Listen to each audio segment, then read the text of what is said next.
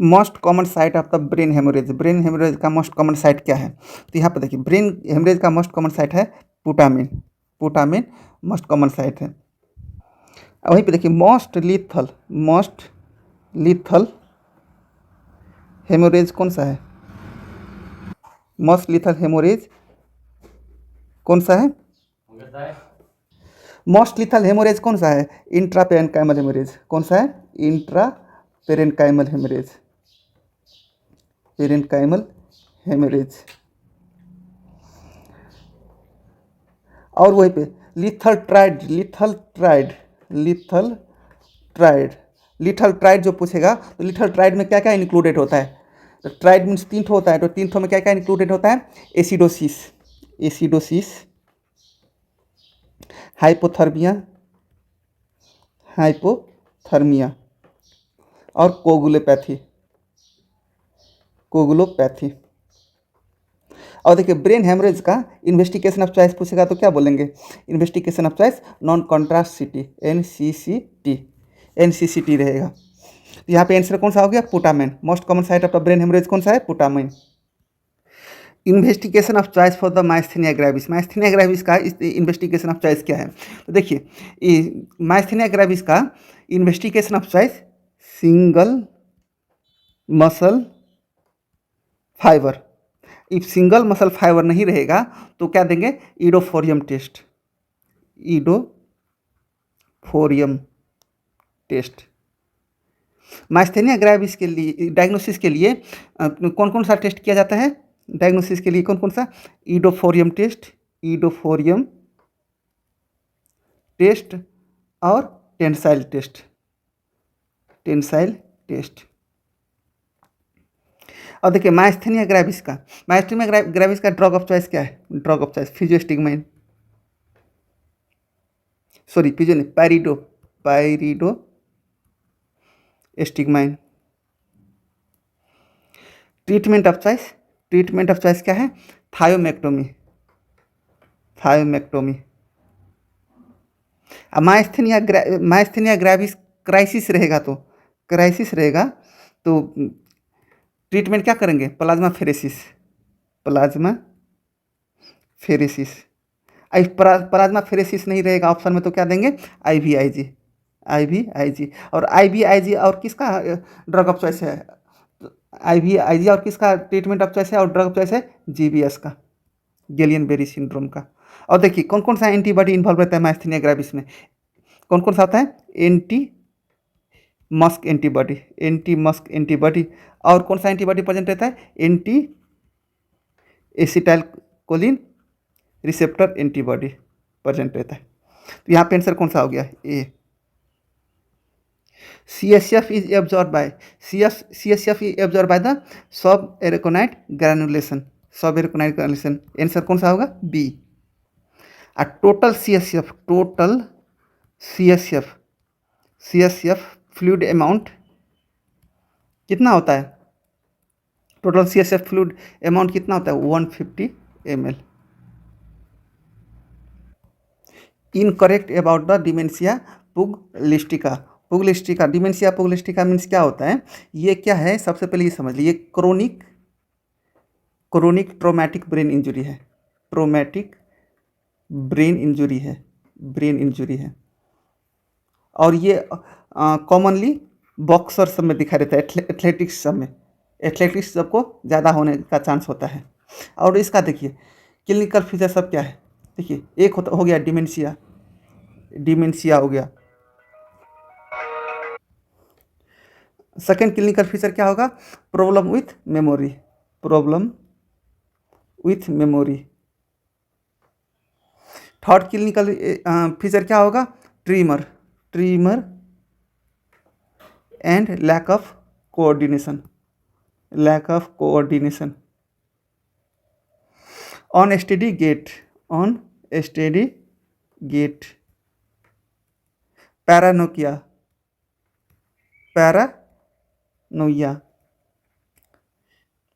Speech impairment. ये सब dementia पुगलिस्टिका का क्या क्लिनिकल फीचर सब है।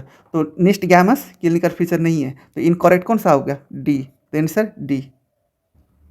Most common cause of the cerebral vascular accident, most common cause क्या है सेरेब्रल भास्कुलर एक्सीडेंट का, इम्बोलिज्म। आंसर सी।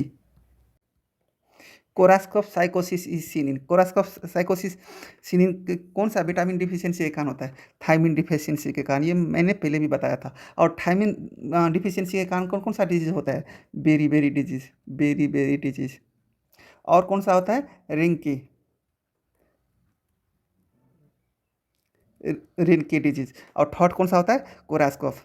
अब देखिए नियासिन डिफिशियंसी के कारण कौन सा डिजीज होता है, पेलेग्रा, पेलेग्रा। और पेलेग्रा का फीचर क्या है, 4D, 4D मीन्स क्या क्या हो गया, डर्माटाइटिस, डर्माटाइटिस, डिमेंशिया, डिमेंशिया और डायरिया, डायरिया और डेथ। ये चार ठो फीचर है पेलेग्रा का।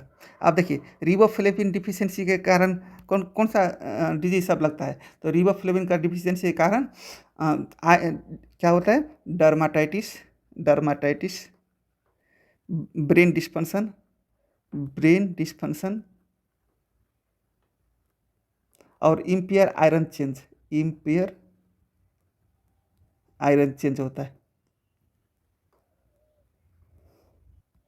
और देखिए साइनोकोबालमिन डिफिशियंसी के कारण क्या क्या होता है, megaloblastic anaemia, megaloblastic anaemia, megaloblastic anaemia, neural tube defect, neural tube defect, sorry neural tube defect कौन से डिफिशियंसी के कारण होता है, फोलेट डिफिशियंसी के कारण, फोलेट डिफिशियंसी के कारण होता है। Folate deficiency means vitamin B6, neural tube defect. और देखिए विटामिन B6 के कारण मेगालोब्लास्टिक एनीमिया भी होता है, लेकिन साइनोकोबालमिन डिफिशियंसी के कारण भी मेगालोब्लास्टिक एनीमिया होता है। समझ रहे ना, मेगालोब्लास्टिक एनीमिया साइनोकोबालमिन डिफिशियंसी के कारण होता है, और न्यूरल ट्यूब डिफेक्ट ये किसके डिफिशियंसी के कारण होता है, फोलेट के डिफिशियंसी के कारण होता है। तो यहाँ पे आंसर कौन सा हो गया, A. 2 point discrimination test exhibit maximum sensitivity, कहाँ पे होता है maximum sensitivity 2 point discrimination test का, फिंगर पैड्स में। Answer C. A patient present with the right sided hemiplegia while on warfarin, what is the following will be the initial investigation of choice. तो देखिए इसका right sided हेमीप्लेगिया है, मतलब brain का है, और ब्रेन में ज़्यादातर क्या होता है, इन्वेस्टिगेशन ऑफ चॉइस क्या होता है, right sided hemiplegia while on warfarin, what is the which of the following will be the initial investigation choice. Initial investigation of choice क्या रहेगा, CT स्कैन, CT स्कैन। मैंने इन्वेस्टिगेशन ऑफ चॉइस के बारे में पहले भी बोले हैं। और देखिए वारफेरिन, इफ वारफेरिन टॉक्सिसिटी रहेगा तो वारफेरिन टॉक्सिसिटी, वारफेरिन टॉक्सिसिटी का एंटीडोट कौन क्या है, विटामिन के, विटामिन के। और वहीं पे हेपारिन टॉक्सिसिटी का, हेपारिन टॉक्सिसिटी का एंटीडोट क्या है, तो प्यारिन है, तो protamine, protamine drug of choice है, सॉरी एंटीडोट है हेपारिन टॉक्सिसिटी का। तो यहाँ पे आंसर कौन सा हो गया, CT scan. Hemiballismus is due to lesion in, तो देखिए यहाँ पे काउडेट न्यूक्लियस में, काउडेट न्यूक्लियस में डिफेक्ट होगा तो क्या मैनिफेस्टेशन दिखाई देगा, काउडेट में होगा तो क्या दिखाई देगा, काउडेट न्यूक्लियस में कॉन्ट्रालैटरल कोरिया, कॉन्ट्रालैटरल कोरिया। वहीं पे soft thalamic lesion, soft thalamic lesion में कौन सा मैनिफेस्टेशन दिखाई देगा, हेमीबैलिस्मस, कौन सा, कॉन्ट्रालैटरल हेमीबैलिस्मस।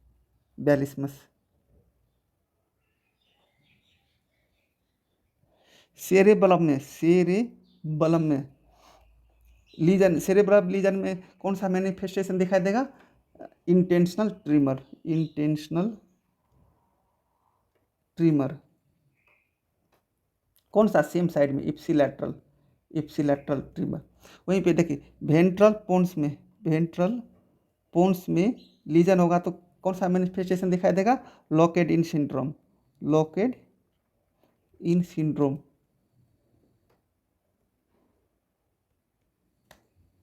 तो यहाँ पे आंसर कौन सा हो गया, B. Pontine stroke is due to involvement of, pontine stroke कौन सा आर्टरी इन्वॉल्वमेंट होने के कारण होता है? तो basilar artery, answer A. Basilar artery involve के कारण कौन सा स्ट्रोक होता है? पोंटाइन स्ट्रोक। वहीं पे मिडिल सेरेब्रल आर्टरी इन्वॉल्व होता है तो कौन सा स्ट्रोक होता है? तो कॉन्ट्रालैटरल हेमीप्लेगिया, कॉन्ट्रालैटरल हेमीप्लेगिया होता है, हेमीप्लेगिया। वहीं पे मिडिल सेरेब्रल आर्टरी था, वहीं पे anterior cerebral artery, anterior cerebral artery में लीजन दिखाई देगा तो क्या होगा? Spastic paraplegia, spastic paraplegia, paraplegia. अब देखिए यहाँ पे मिडिल हो गया, एंटीरियर हो गया, पोस्टेरियर सेरेब्रल आर्टरी में ओक्लूजन या लीजन दिखाई देगा तो क्या होगा? Mid brain stroke, mid brain stroke, mid brain stroke. Like कौन सा syndrome? Weber syndrome, weber syndrome. Weber syndrome में कौन सा आर्टरी इन्वॉल्व होता है? पोस्टीरियर सेरेब्रल आर्टरी इन्वॉल्व होता है। और देखिए vertebral artery, vertebral artery,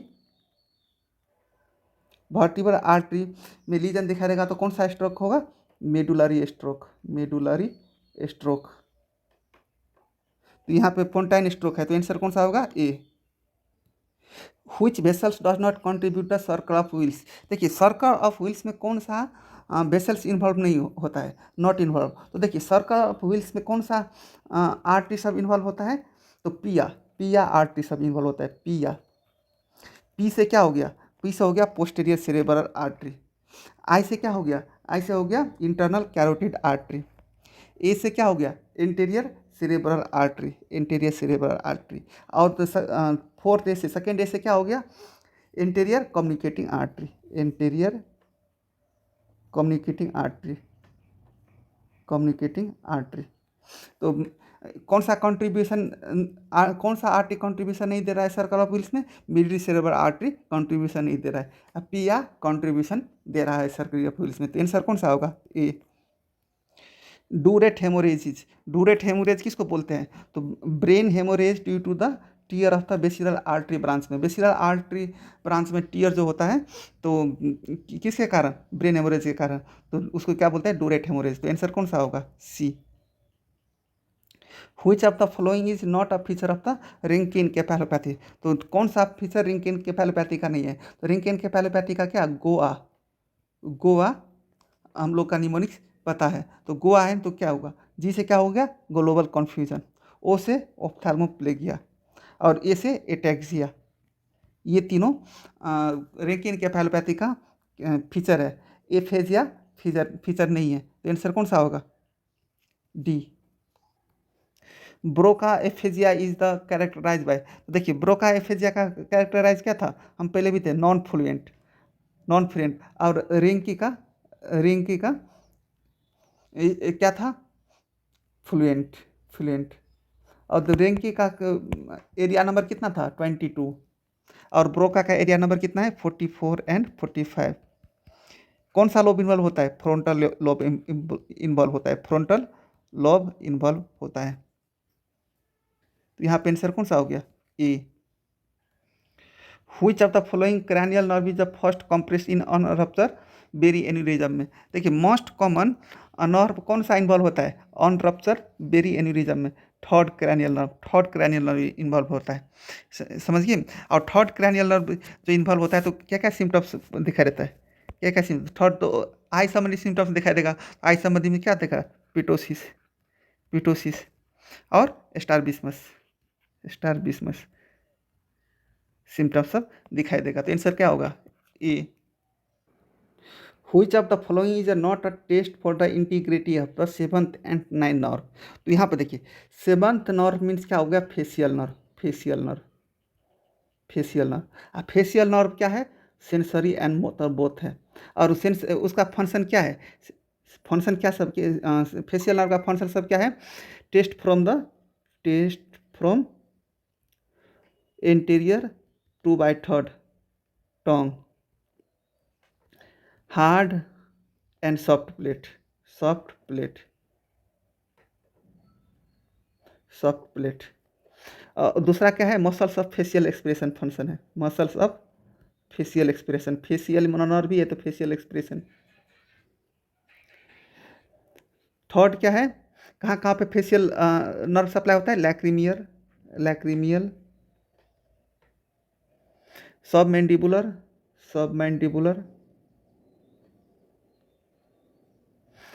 sublingual,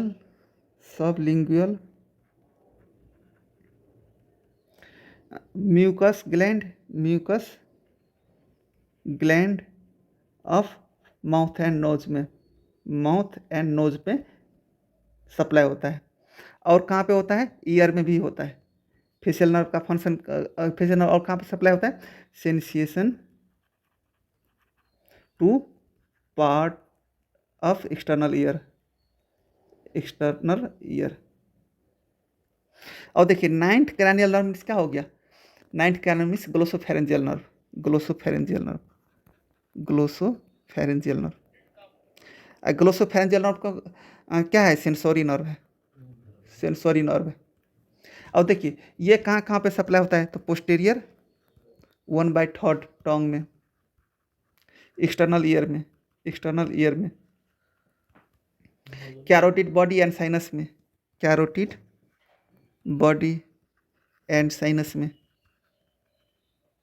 parotid gland में कौन सा नर्व सप्लाई होता है, नाइन्थ क्रैनियल नर्व। और स्टाइलोफेरेंजियस में होता है। और देखिए टोंग प्रोट्रूजन है जो है, टोंग प्रोट्रूजन ये कौन सा नर्व करवाता है, ट्यूबेल क्रैनियल नर्व कराता है, ट्यूबेल क्रैनियल नर्व कौन सा है, हाइपोग्लोसल नर्व। तो यहाँ पे क्या है, नॉट बोला है, तो आंसर कौन सा होगा, डी। तो यहाँ पे आंसर कौन सा होगा, D, tongue protrusion. Cranial nerve 8 palsy cause all except, तो 8 क्रैनियल नर्व पैल्सी होगा तो क्या क्या दिखाई देगा, एक देखिए 8 क्रैनियल नर्व पैल्सी होगा तो क्या क्या दिखाई देगा, उसका function he hearing and balance है, तो क्या होगा, हियरिंग लॉस हो जाएगा, तब उसके बाद क्या होगा, वर्टाइगो। तब क्या होगा, लॉस ऑफ इक्विलिब्रियम, बैलेंस था उसका फंक्शन ना, तो लॉस ऑफ इक्विलिब्रियम,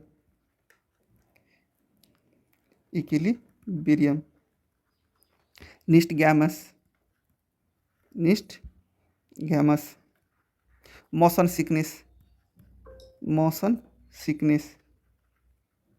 और टिनिटस इसका फीचर है। तो क्रैनियल और पैल्सी होगा तो क्या चीज़ कॉजेज नहीं करेगा, loss of gag reflex cause नहीं करेगा, वर्टाइगो करेगा, टिनिटस करेगा, मोशन ऑफ सिकनेस करेगा। तो आंसर कौन सा हो गया, A, loss of gag reflex cranial of palsy नहीं करवाएगा। A patient is unable to the solve mathematical calculation which part of the his brain is damage. तो देखिए यहाँ पे क्या बोल रहे हैं, unable to the solve mathematical calculation means क्या, कैलकुलेशन नहीं कर सकता है, तो इससे क्या बोलते हैं, ए कैलकुलिया। देखिए ए ग्राफिया नहीं, left to right disorientation, global aphasia, ये सब कौन से लोब डैमेज होने के कारण दिखाई देता है, कौन सा लोब, पेराइटल लोब डैमेज होने के कारण दिखाई देता है। तो आंसर कौन सा हो गया, सी। देखिए टेम्पोरल लोब डैमेज होगा तो क्या होगा, तो मेमोरी लॉस होगा, और देखिए मेमोरी लॉस क्या होता है, शॉर्ट मेमोरी लॉस और लॉन्ग मेमोरी लॉस। तो शॉर्ट मेमोरी लॉस मीन्स कहाँ पे डैमेज होता है, सो हिप्पोकैम्पस में, और लॉन्ग मेमोरी लॉस होता है तो कहाँ पे डैमेज होता है, नियोकॉर्टेक्स में, टेम्पोरल लोब के नियोकॉर्टेक्स में। और क्या क्या होता है, कॉम्प्लेक्स हेलुजिनेशन,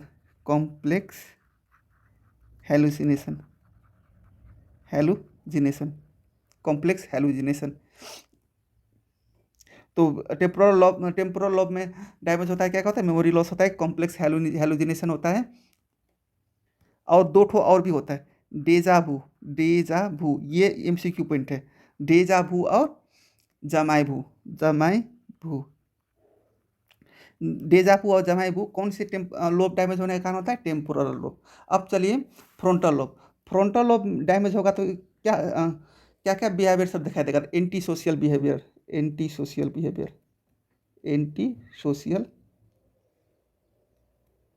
बिहेवियर, एग्रेसिव जैसे दिखाई देगा, aggressive, aggressive behaviour, personality change हो जाएगा, पर्सनालिटी चेंज, पर्सनालिटी चेंज, अर्ज इनकॉन्टिनेंस, अर्ज इनकॉन्टिनेंस, लॉस ऑफ इंटरेस्ट होगा, लॉस ऑफ इंटरेस्ट होगा। तो क्या इस लॉस ऑफ इंटरेस्ट को क्या बोलता है? एपैथी।